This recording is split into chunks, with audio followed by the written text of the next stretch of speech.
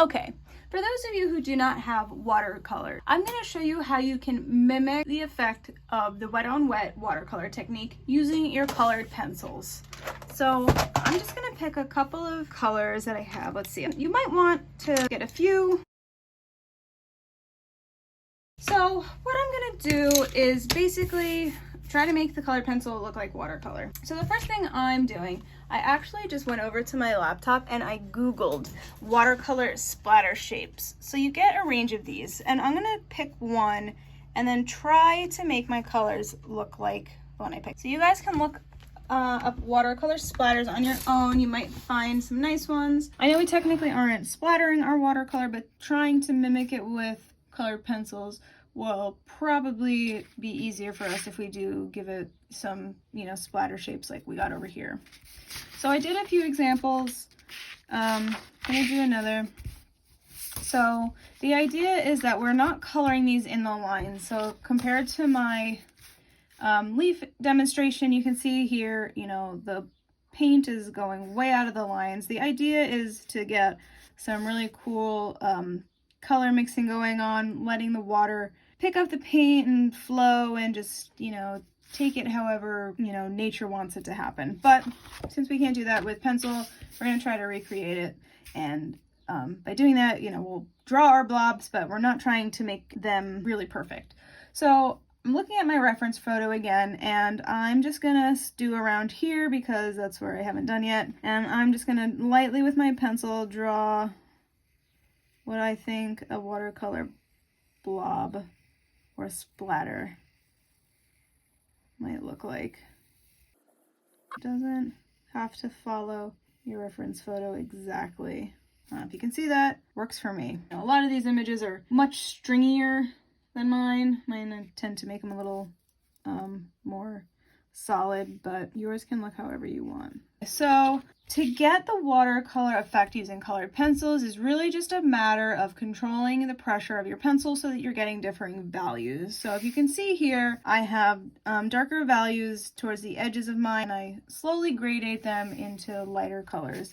So typically what watercolor likes to happen is right where we put the paint down, it ends up being a little darker in value. So especially here too, these drips end up being really dark, and then the lighter values end up being in the middle. It's not 100% a rule, but I'm going to ask you to follow that. So I have my part of my drip out here. I'm going to start by just giving myself an outline with my colored pencil, and I'm pressing as hard as I can with this colored pencil to get it as dark of a shade as I can. So I outline just to you know, give myself something to follow, but I'm continuing to give a lot of pressure to get that dark value green in there. And then once I start to get closer to the center, I'm actually gonna pull up on the pressure. I'm not going to be pushing quite as hard. You might notice your paper isn't indenting quite as much. As you can hopefully see, the value is getting a little lighter. I'm not going super circular right now because I'm in this like long area and I don't want to accidentally go out of my guideline. But once you get into the center of your paint splatter and you have more room, when I'm coloring in, I generally, and first of all, actually, I'm holding my pencil at a bit of an angle. Some artists hold their pencils like this. I'm just not going to do that for now because I already have this nice angle at my pencil. So if I do that, the angle will be different and the value might mess up. But I'm holding it relatively angled. I'm not holding it straight up and down. And what I'm doing is I'm going in circles. So I'm slowing this down so you can hopefully see it. Circles. I'm not going straight up and down. By using circles to color in, I am covering more ground and I'm helping to make it so that these pencil marks are less obvious. Going straight up and down is when you can really, in my opinion, see the pencil marks. And I was doing that, for example, over here. So you can kind of see I did up and down here.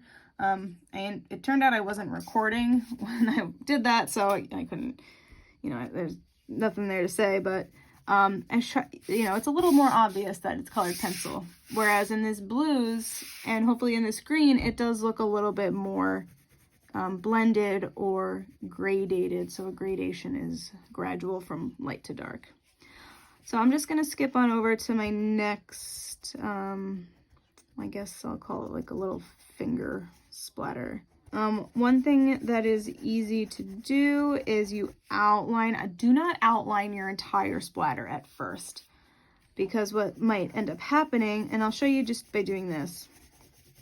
What I just did was I outlined this green part right here, but then I didn't blend that outline into my coloring. So to me, it doesn't look quite as believable. I want to add some pressure right along that outline to make it look like it is gradually getting darker, not just a blunt darkness.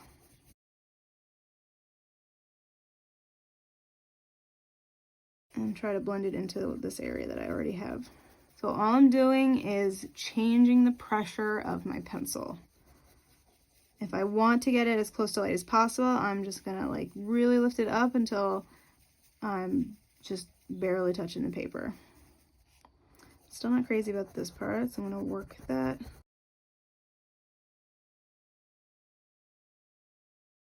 Let's just say it does start to get darker along this part. So same thing with my outline. I pushed hard and then I started to peel up so that I have that nice blended gradation within my outline. So this part I'm gonna make dark.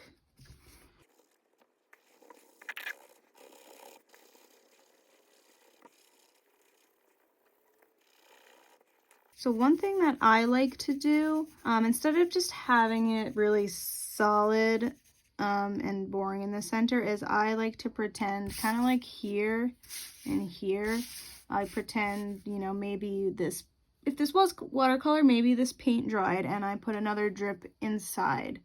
So looking at real watercolor, kind of like what's happening here. And same thing with this part right here. I just have little bits of, you know, differentiated marks and shades on the inside. So let's pretend maybe I did it and it looks like, and watercolor tends to pool.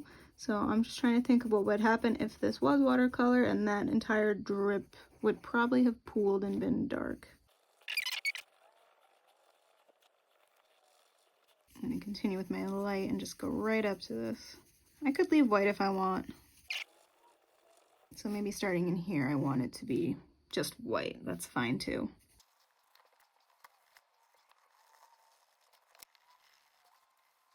So maybe at this point you want to switch gears and pretend that you had yellow coming in from this side over here. So I'm going to be doing the same thing. I think my hand is going to block, but I'm doing the same thing that I was doing with the green, with I'm starting darker and pulling up on the pressure to get my lighter values.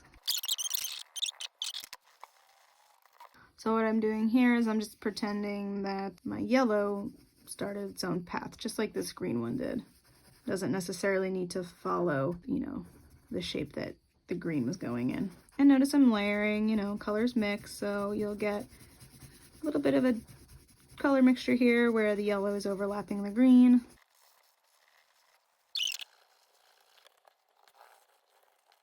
All right, and that's generally the idea behind it. I do have these little splatters here. I can just quickly make those dark just to satisfy those. But that's how you can try to pretend that you're watercoloring by using colored pencils. So say this was your paper. If you were doing this, I would, you know, probably be okay with maybe a little bit more than this, since this will take longer than the watercolor in my opinion. You know, maybe one more area around here, or maybe two small ones on either side should do. So hopefully that makes sense for you guys. Again, it's just really about your pressure. So if you want to practice on another piece of paper, or a piece of notebook paper before you begin, you're welcome to do so, but that is how you'll do it. All right, enjoy.